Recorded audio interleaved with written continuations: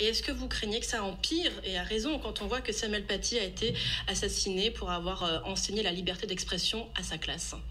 Je pense déjà que les chiffres qui ont été évoqués sont bien en deçà de la réalité. Parce qu'il y a toujours ce contexte du pas de vague. Et je pense qu'effectivement, ce drame qui nous a tous touchés, tous endeuillés, il est aussi à mettre en relation quelque part avec une position de plus en plus fragilisée du rôle et de la mission de l'enseignant dans l'enseignement, dans l'école de la République. Voilà, parce qu'on a des phénomènes de dégradation de plus en plus du métier. Une forme de clientélisme ou peut-être de consommation de l'école que l'on observe de plus en plus de la part des élèves, mais aussi des parents d'élèves.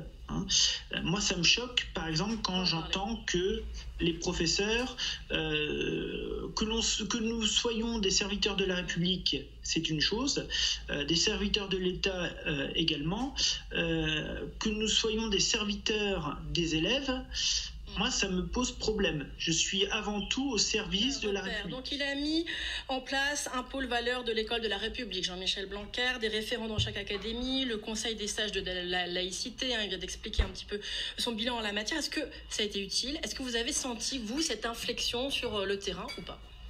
Alors, je vais vous résumer mon sentiment par rapport au fonctionnement de l'institution scolaire aujourd'hui. Dans l'éducation nationale, on ne demande pas aux dispositifs qui sont créés d'être performants, on leur demande simplement d'exister. Et c'est une grosse nuance. J'ai entendu un certain nombre de choses qui m'horripilent. On acquiesce en plateau à ce que vous nous dites. Pardon ? J'ai dit on acquiesce en plateau à ce que vous venez de dire. Et j'entends un certain nombre de choses qui m'horripilent. Quand j'entends hier le Premier ministre déclarer que ce gouvernement avait particulièrement choyé l'éducation nationale, j'ai failli m'en étouffer, sans masque cette fois, mais c'est quand même très grave.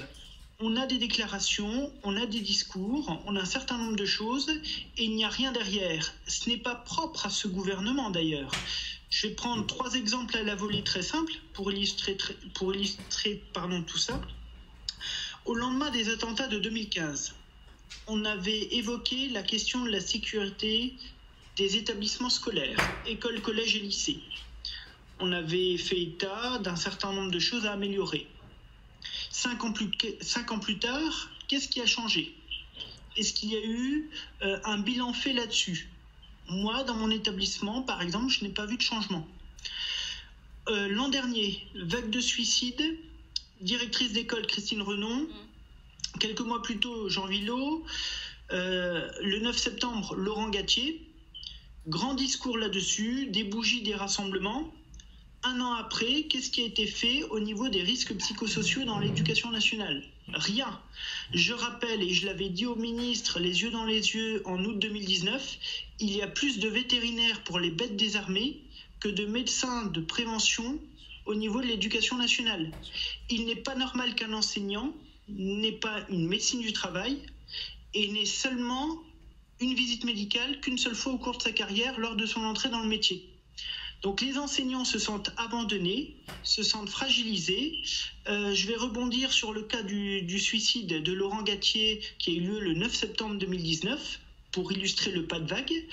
Qu'est-ce qui s'est passé? Eh bien, on a eu une tentative de déplacement d'une collègue qui avait alerté l'administration. La loi, par la Constitution, pour la droite sénatoriale, mais on disait aussi ça peut passer par d'autres moyens. Quels doivent-ils être pour vous, Maxime Repère?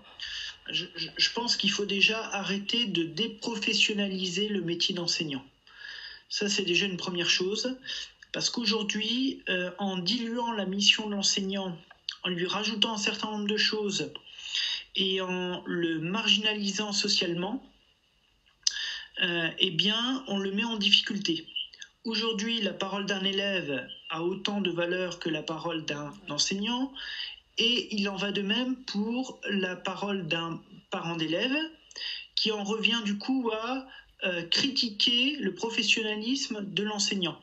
Il y a 2 phénomènes de société qui sont extérieurs à ce que je viens de vous dire et que nous ne contrôlons pas. Le premier, c'est les réseaux sociaux. Voilà, ça c'est une chose qui est difficile. La deuxième chose, il ne faut jamais oublier que la première sphère d'apprentissage, la première cellule d'apprentissage, d'éducation, c'est la famille. Ce n'est pas l'école, c'est la famille en premier.